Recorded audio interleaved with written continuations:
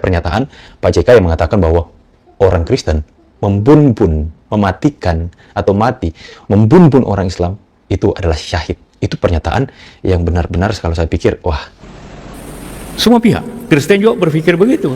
Kalau saya bunuh orang Islam, saya sahih. Kalau saya mati pun, saya sahih. Waktu 3 kali 24 jam kepada saudara Muhammad Yusuf Kalla untuk segera meminta maaf secara terbuka terhadap umat Kristen dan seluruh umat beragama di Indonesia ini, karena pernyataan tersebut adalah provokatif yang bisa mengakibatkan chaos berbasis identitas agama. Kalau anggota YouTuber Nusantara ini menyebarkan cuplikan video yang menjatuhkan martabat Yusuf Kalla dan mengadu domba anak bangsa, tentu saja bisa dimaklumi, karena mereka dibentuk memang hanya untuk membela kepentingan satu keluarga di Indonesia, dan siapapun menyinggung keluarga itu, akan diserang ramai-ramai walau harus mengorbankan iman dan keyakinan sendiri. Tapi ketika seorang politisi seperti Ferdinand Huta HN ikut termakan isu provokasi, sampai-sampai mengajukan somasi, maka disinilah seharusnya kita sadar. Alangkah berbahayanya penyebaran informasi palsu yang disebarkan secara masif dan terorganisir.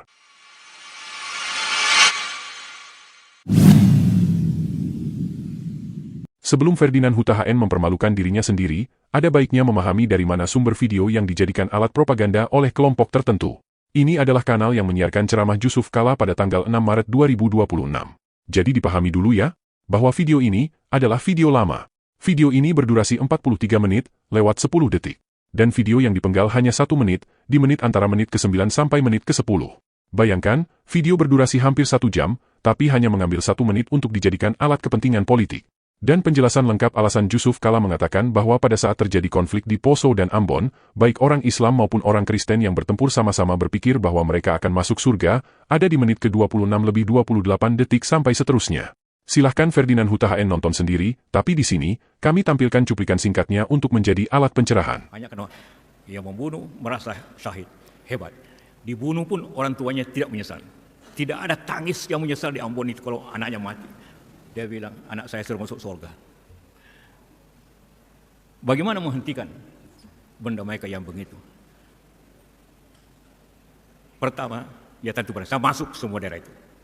Orang bilang, jangan Pak, jangan masuk. Tidak, saya masuk daerah itu. Bicara dengan mereka. Tentu saya masuk daerah Islam. Tapi satu, saya berpidato di seluruh ribuan orang. Dengan hanya satu kata. Bahwa sekalian Anda merasa masuk surga, tidak benar itu. Anda semua di sini yang membunuh orang masuk neraka. Terkejut ya. Karena tunjukkan sama saya, agama Islam dan Kristen yang mengatakan membunuh orang tidak bersalah masuk neraka, masuk surga. Tunjukkan mana? Di Islam tidak ada, di Kristen tidak ada. Jadi Anda semua masuk neraka. Semua berhenti, semua diam.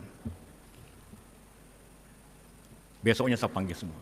Saya marah semua. Bahwa kalian ini adalah yang pertama masuk neraka. Akhirnya saya bilang, apa Pak? Bicara dengan saya. Mari kita duduk. Dan ujungnya damai. Di Malino. Jadi sangat jelas ya, bahwa ketika Yusuf Kalla menyebut bahwa pada saat perang di Poso dan Ambon, baik orang Kristen maupun orang Islam sama-sama berpikir bahwa jika mereka mati akan masuk surga, maka pernyataan itu disampaikan dalam konteks pada saat terjadi perang. Namun Yusuf Kalla, dengan kepiawaiannya, sukses meruntuhkan pemahaman yang keliru itu, dan membawa kedua belah pihak ke pemahaman yang benar tentang agama, bahwa apa yang mereka lakukan sesungguhnya salah. Dan itu sukses mendamaikan pihak-pihak yang berkonflik.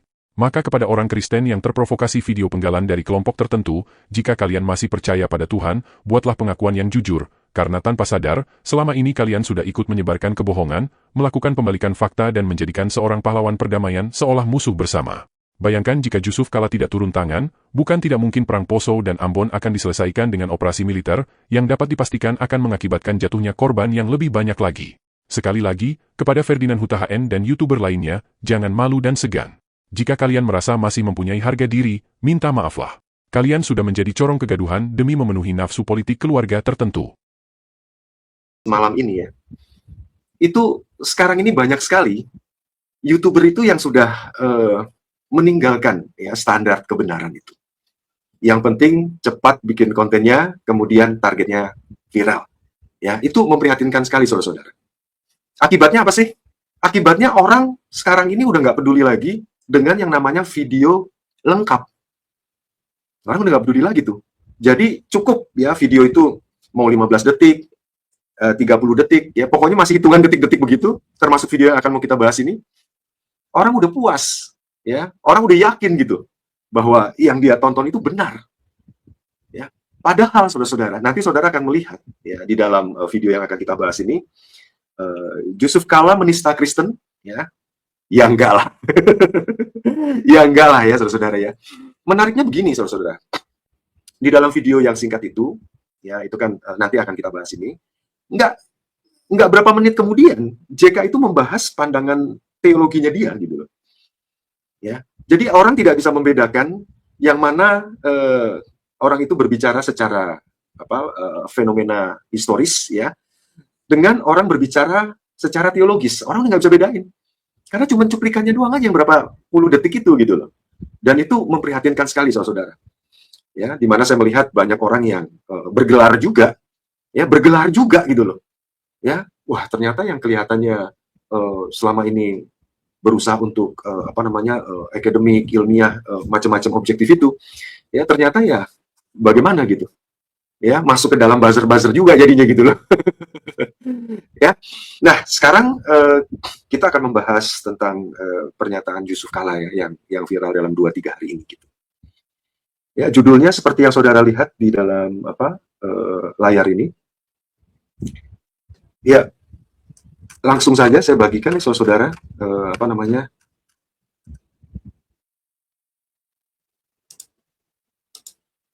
ya mungkin karena ini bukan analisis tafsir atau apa yang detail gitu, ya cukuplah kita saya bacakan yang besar saudara, yang kecil aja supaya bisa mengikuti prosesnya ya saudara ya.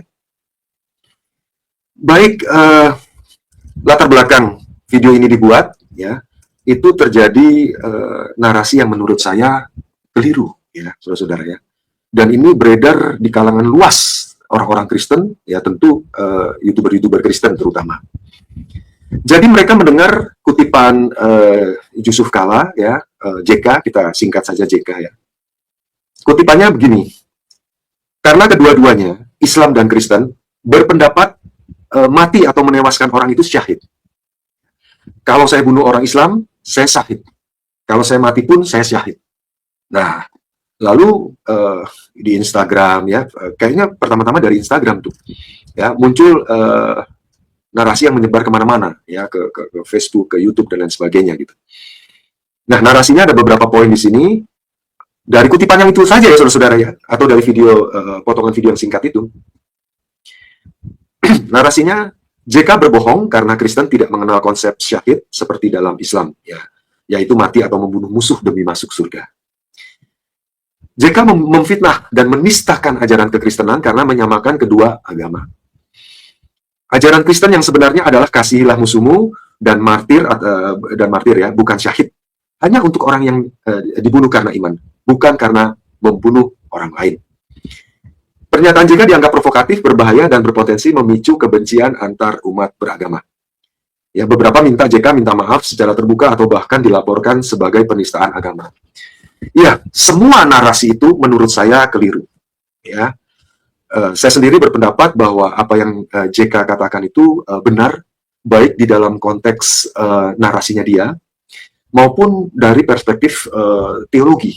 Ya, nanti saudara akan melihat bagaimana saya membahas dari perspektif teologi, ya, terutama teologi pembebasan Asia, yaitu Aloysius Pieris. Saudara nanti akan melihat di situ anatomi agama itu gimana gitu, ya, sehingga bisa melahirkan kekerasan itu dan bisa diatasi dengan salah satu dari yang sudah JK lakukan gitu. Nah itu malah menarik ya, malah menarik gitu. Masa sih seorang yang punya nama baik, juru damai begitu, dan memang ada buktinya ya saudara-saudara ya, itu bisa menjadi provokator gitu. Provokator nih ya, dibilang provokator gitu, berbahaya, menista agama Kristen ya. Justru narasi ini mengembangkan SARA ya saudara-saudara ya. Oke, itu latar belakangnya. Kita langsung masuk saja ya saudara-saudara ya. Jadi pertama-tama kita harus membiasakan ya, itu kalau membahas sesuatu tuh dari sumber yang pertama, yang primer ya. Jadi kita harus berani belusukan ya, ke kampung-kampung, ke dusun-dusun ya, mungkin ke dalam lautan yang mungkin tidak ada orang di situ. Ya, tapi kita harus berani belusukan secara intelektual. Ya, karena kalau kita tidak belusukan ya tadi seperti tadi itu gitu. Gelarnya sih S2, S3 gitu. Ya, tetapi bisa begitu keliru ya atau salah ya memahami persoalan yang sederhana sih sebetulnya kalau menurut saya. Persoalannya sederhana sekali. Tapi kenapa bisa begitu berlimpah ya kekeliruan itu ya? Luar biasa. Nah, ya sebetulnya saya lagi sakit tenggorokan ya saudara-saudara ya. Cuman saya pikir besok belum tentu ya, belum tentu saya sempat ini. Ya. Tapi oke lah, kita lanjutkan aja. Nah, jadi ini videonya ya, video Pak Yusuf Kalla ya ketika dia pidato itu di UGM ini. Nah, ini linknya ya saudara-saudara ya. Saudara bisa lihat linknya. Ya, judul dari video ini, jadi kanal YouTube-nya ini Masjid Kampus UGM ini. Ya, judulnya serius sekali loh saudara-saudara. Ya, judulnya itu Strategi Diplomasi Indonesia dalam Memitigasi Potensi Eskalasi Perang Regional Multipolar. Wow. Jadi ini apa namanya tema yang sangat relevan dengan kondisi dunia saat ini ya. Dan memang orang yang berbicara soal apa namanya konflik perang ini ya harus orang yang sudah pernah terlibat dengan ini ya, dengan persoalan perdamaian di sini. Ya, jadi di sini UGM tentu tepat ya memanggil Pak Yusuf Kalla ini sebagai pembicaranya ya. Ya, mengapa tepat? Karena JK sendiri punya pengalaman langsung mendamaikan konflik besar ya, Aceh, Poso Ambon ya, yang sudah apa namanya mengakibatkan korban jiwa ribuan nih, ngeri ya saudara-saudara ya, ngeri, ribuan ini, ngeri saudara-saudara. Ya, jadi bahkan orang yang apa namanya orang Poso, orang Ambon sendiri pun sampai tidak mengerti itu. Kenapa mereka harus membunuh teman-teman mereka sendiri yang tadinya mereka berteman gitu, ya. Akhirnya kok bisa bunuh-bunuhan begitu loh. Ya, jadi betul-betul mengerikan gitu. Dan JK berhasil ya karena di dalam konflik yang berlarut-larut itu ya sekitar 2-3 minggu JK turun di situ problemnya selesai. Itu termasuk kategori ajaib ya saudara-saudara ya. Itu termasuk mujizat itu, kategori mujizat itu ya. Jadi kalau bukan Tuhan yang menolongnya ya, itu sulit sekali tuh dipahami itu. Ya, bagaimana kepala sudah apa namanya terlepas dari badan itu begitu banyak, darah tertumpah di sana sini ya, dan hanya dalam waktu 2-3 minggu bisa selesai. Ya, saya rasa itu belum tentu 1000 orang sih. Ada satu orang yang seperti JK bisa menyelesaikan gitu ya, belum tentu 1000 orang. Ya, mungkin 1 juta orang juga belum tentu. Jadi memang ini peristiwa langka, ya. Nah, kalau kita berjumpa dengan seseorang yang sudah punya pengalaman yang luar biasa seperti itu, ya, tentu harusnya kita tidak boleh memandang sepele ya. Maksudnya ketika mendengarkan satu pernyataannya, kemudian kita coba pahami hanya dari situ saja. Itu sayang sekali gitu loh, saudara. Sayang sekali. Ya, jadi saudara yang terbiasa atau suka nonton video di media sosial, ya, harus berubah. Harus berubah. Ya, jadi jangan langsung percaya, saudara-saudara. Nah, video ini ya atau pidatonya JK itu dia bawakan pada 5 Maret 2026 ya. Kalau saya lihat dengan waktu uploadnya ya ini kurang lebih memang malam, katanya malam itu ya, acaranya malam ya. Bisa jadi ini live streaming juga ya. Karena saya lihat video ini dia mulai uploadnya itu 19.39, setengah 8 lebih dikit gitu. Ya. Dari video sepanjang 43 menit lebih 10 detik itu dipotong menjadi 30 sampai 55 detik ya. Jadi aslinya 55 detik. Jadi dipotong 30 detik lebih. Tapi ada juga sih ada yang beberapa menit karena dia komentar ya. Tapi video itu sendiri, video JK sendiri itu aslinya 55 detik. Ya. Nah, 5 Maret ya, menarik juga sih ya. 5 Maret tapi munculnya baru 9 April gitu. Ya, setelah JK melaporkan Rismon gitu ya. Menarik juga di situ. Ya kita lihat aja nanti sejarah ya. apakah itu ada kait-mengaitnya apa tidak gitu persoalan ini. Karena ini kan pertarungan bukan apa namanya bukan rakyat biasa ya. Ini pertarungan tingkat tinggi ini ya. Jadi kita tidak ingin spekulasi ke sana ya, tapi biarlah sejarah nanti kita lihat di sini. Karena menyolok sekali ya. Sudah apa namanya di JK melaporkan kemudian muncul viral gini. Ini kalau sampai terjadi apa namanya kerusuhan atau kegaduhan ya yang berkaitan dengan SARA ini, wah itu itu menyedihkan sekali ya saudara-saudara ya. Dan begitu banyak sekali tuh kalau sampai itu terjadi ya, artinya YouTuber Kristen itu menyumbang peristiwa kekerasan itu terjadi. Penyebabnya karena kenapa? Ya karena percaya begitu saja dengan potongan itu. Ya, saya sendiri juga heran nih. Apa dulu waktu kuliah itu diajarin begitu gitu loh. Ya baca buku cukup kata pengantarnya saja ya. Ada 20 bab cukup baca mungkin satu bab juga nggak kelar gitu. Satu bab 10 halaman mungkin 2-3 halaman sudah selesai. Iya jadinya apa gitu. Ya, harusnya kalau orang sudah menempuh pendidikan yang semakin tinggi, dia tidak bisa itu. Asal comot aja itu nggak bisa. Kecuali untuk konsumsi pribadi, dia cuma baca ya diketawa-ketawa sendiri di dalam kamar ya itu terserah lu dah ya, mau baca cuman apa itu satu kata doang ya terserah lah. Tapi kalau sampai dipublikasikan dan itu Anda punya subscriber atau Anda punya orang-orang yang memang loyal dengan kanal Anda sendiri, itu Anda sedang apa namanya memberikan ya pemahaman informasi yang memang salah dan bisa menyesatkan dan bisa memicu ya kekerasan atau kegaduhan itu gitu. Nah, soal potongan video itu ya saudara harus hati-hati ya, karena sampai sekarang ini tidak ada versi potongan resmi dari kanal UGM tadi itu ya. Yang beredar itu screen recording atau editan dari video itu. Ya, saudara bisa lihat di Instagram ya, itu banyak. Kemudian juga di YouTube banyak. Saya hanya mengcapture tanggalnya saja ya saudara-saudara ya, 9 April 2026. Jadi ini malam ya. Iya, malam sudah ini ya. Cepat sekali nih. Ya, 9 April 10 ini ya. Dan tadi sudah ada verifikasi dari jubir ya, dari jubirnya JK ya. Nanti kita analisis juga ya. Apa namanya? Klarifikasinya dia gitu. Oke, nah transkrip singkatnya ini ya saudara-saudara ya, saya bacain aja, nggak usah kita ulang videonya ya. Kenapa agama gampang menjadi jadikan alasan konflik ya, kayak di Poso, Ambon ya? Karena kedua-duanya Islam dan Kristen berpendapat mati atau menewaskan orang, mati atau mematikan itu syahid. Semua pihak. Kristen juga berpikir begitu. Kalau saya bunuh orang Islam, saya syahid. Kalau saya mati pun, saya syahid. Akhirnya susah berhenti kalau konfliknya orang membawanya ke agama.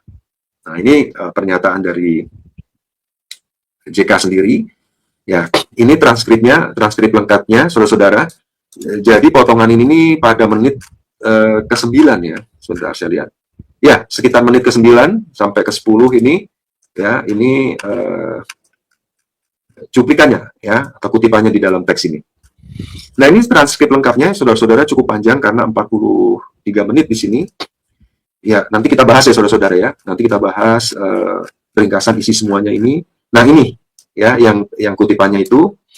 Nah, menurut saya sih memang betul. Ya, ini sedang membicarakan. Ya, pertanyaannya kenapa ya? Ini alasannya ini alasan sosial. Ya. Ya, nanti saudara akan lihat ya. Ternyata JK itu masuk ke dalam situasi konflik itu dia langsung ya ke sumber pertama. Ya, ke sumber pertama dan dia mendengarkan sendiri bagaimana orang Islam dan orang Kristen, terutama orang-orang tuanya, ketika mereka bersyukur. Jadi termasuk orang Kristen juga nih, bersyukur anak mereka sekarang udah di surga katanya. Ya, jadi bukan hanya orang Islam, tapi orang Kristen juga begitu. Wah, kami bersyukur Pak, anak kami sudah masuk surga. Waduh. Ya, JK dengan keras di situ. Ini terus ya saudara-saudara, JK dengan keras ya melawan teologi kekerasan itu ya dengan pernyataan ini. Di dalam ini juga masih ada. Nah, ini saudara-saudara. Ya, yang saya kuningin. Nah, ini justru malah teologinya JK. Ya, yang melawan pandangan yang di atas itu. Jadi pandangan sosial masyarakatnya yang konflik itu dia capture, ya kan? Ya, yang menganggap bahwa membunuh itu syahid, ya kan? Justru pandangannya JK itu melawan itu gitu loh. Nah, ini kan dikatakan gini. Sekalian Anda merasa masuk surga. Tidak benar itu. Anda semua di sini yang membunuh orang masuk neraka. Waduh, itu eksplisit banget, saudara-saudara. Ya, eksplisit banget. Terkejut ya? Karena tunjukkan sama saya, agama Islam dan Kristen yang mengatakan membunuh orang tidak bersalah, membunuh orang yang tidak bersalah, masuk neraka. Sorry. Terkejut ya? Karena tunjukkan sama saya, agama Islam dan Kristen yang mengatakan membunuh orang tidak bersalah. Karena tunjukkan sama saya agama, ini saya nggak tahu nih, gimana jika memilah ini ya. Karena tunjukkan sama saya agama Islam dan Kristen yang mengatakan membunuh orang tidak bersalah masuk neraka. Anda masuk surga. Ini coba nanti perlu di ini ya. Cara dia ngomong gimana nih. Ya. Tunjukkan mana? Di Islam tidak ada, di Kristen tidak ada. Jadi Anda semua masuk neraka. Ya, semua berhenti ya, semua diam. Ya, kadang-kadang jika itu sedang membahasakan apa yang orang lain sedang katakan, ya. Ya. Tapi saudara intinya tahu di sini, ya, bahwa teologi JK justru melawan pandangan kalau membunuh orang lain itu, ya, itu masuk surga, itu dia lawan di sini. Ya. Nah, ini menurut saya teologi JK. Nah, banyak yang mengkritik itu, yang tidak membaca teks atau isi pidato JK selanjutnya ini, itu memberikan komen yang sama dengan teologinya JK gitu. Ya, sama gitu. Nah, kalau mereka menonton videonya JK kan mereka tidak menuduh JK itu menista agama Kristen.